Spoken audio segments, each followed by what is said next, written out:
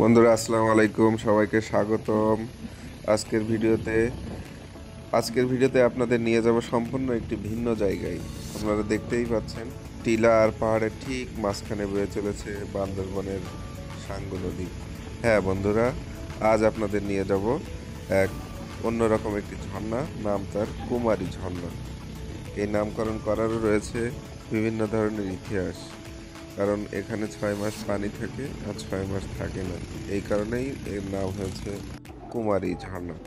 বান্দরবনের জেলা সদর থেকে 3 থেকে 4 ঘন্টায় সড়ক পথে আসতে পারবেন থানচি।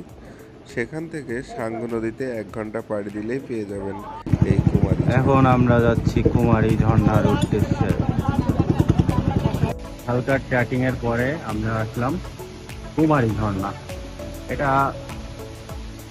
ছোট ঝর্ণা, কিন্তু স্বচ্ছ পানি, অনেক সুন্দর। চারিদিকে টুরিস্ট আছে। আমরা এখন ট্রলার থেকে নেমে এই চিংড়ি ঝর্ণার উদ্দেশ্যে রওনা দিচ্ছি। এখান থেকে প্রায় 10 মিনিটের ট্রেকিং এর একটা রাস্তা আছে। সেই রাস্তায় পার হয়ে আমরা চিংড়ি ঝর্ণার সান্নিধ্য পাবো। পাহাড়ের উপরে ধান চাষ,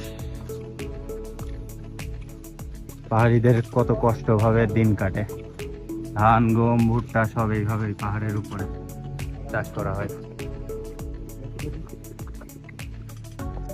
আমরা আমাদের চিংড়ি ঝর্ণার উদ্দেশ্যে রওনা দিয়ে প্রায় চিংড়ি ঝর্ণার কাছে চলে এসেছি। এই যে ঝর্ণার পানি ঝিল হয়ে পড়তেছে।